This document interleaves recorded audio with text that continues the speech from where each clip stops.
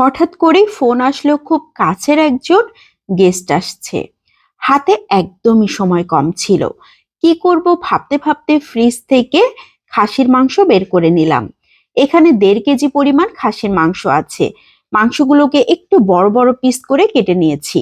লবণ দিয়ে দিয়েছি পরিমাণ মতো, রসুন পেস্ট দিয়ে দিয়েছি 1.5 টেবিল চামচ, আদা পেস্ট 1 চা চামচ, ধনিয়ার গুঁড়া দিয়ে দিয়েছি 1 চা চামচ, জিরার গুঁড়া 1 চা চামচ, বিরিয়ানির মশলা দিয়ে দিয়েছি 1.5 চা চামচ। এই বিরিয়ানির মশলাটা আমার বাসায় তৈরি করা, রেসিপি কিন্তু পেজে আপলোড করা আছে। টক দই দিয়ে দিয়েছি আধা কাপ, বাদাম বাটা দিয়ে দিয়েছি 2 টেবিল চামচ, লাল মরিচের গুঁড়া দিয়ে দিয়েছি 1.5 চা চামচ, পেঁয়াজ বেরেস্তা দিয়ে দিয়েছি 1 কাপ, পেঁয়াজ বেরেস্তা ভাজা তেল দিয়ে দিয়েছি 1.25 কাপের মতো। খুব ভালো করে হাতের সাহায্যে চটকে চটকে মাখিয়ে নিয়েছি। সামান্য একটু পানি দিয়ে দিয়েছি। এখন ঢাকনা দিয়ে ঢেকে রান্না করে নিচ্ছি 10 মিনিট। এরই মধ্যে কিন্তু মাংস থেকেও অনেকটাই পানি ছেড়েছে। এখন খুব ভালো করে নেড়ে চেড়ে দিচ্ছি।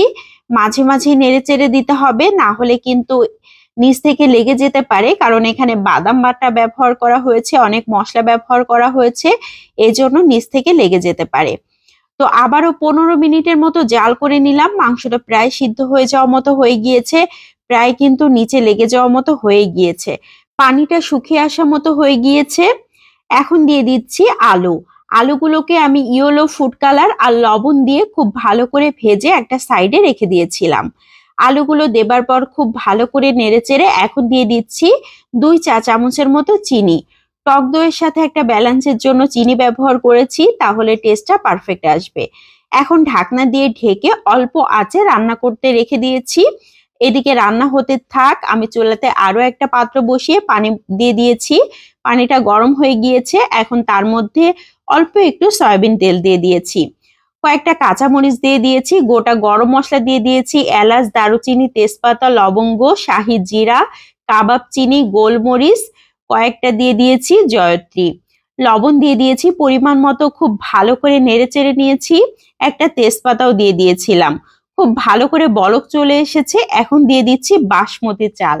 এখানে আমি আধা কেজির মতো বাসমতি চাল খুব ভালো করে ধুয়ে রেখে দিয়েছিলাম, পানি ঝরে গিয়েছে, সেই চালটাকে দিয়ে দিয়েছি।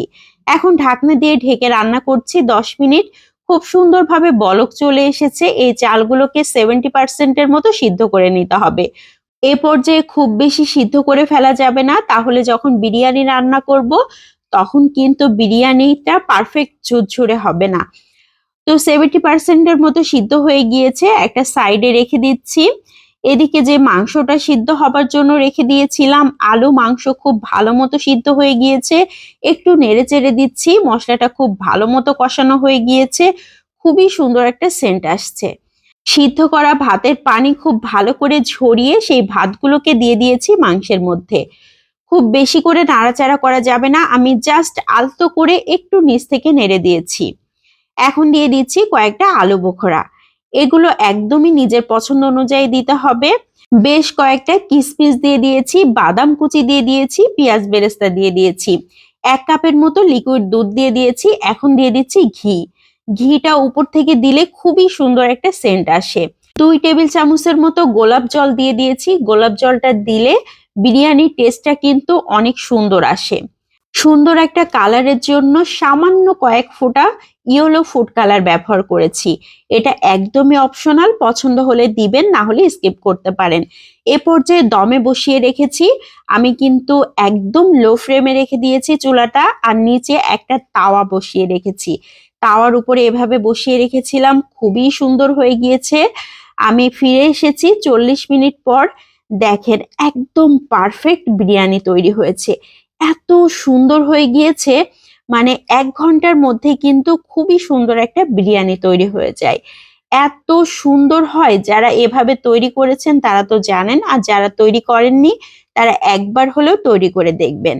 খাসির এই কাচ্চি বিরিয়ানিটা একবার যদি তৈরি করে খাওয়া হয়, বারবার খেতে ইচ্ছে করবে। তো কেমন লাগলো সবাই লাইক ও কমেন্টের মাধ্যমে জানাবেন। আজকের মতো এখান থেকে বিদায় নিয়ে নিচ্ছি। সবাই ভালো থাকবেন। আসসালামু আলাইকুম।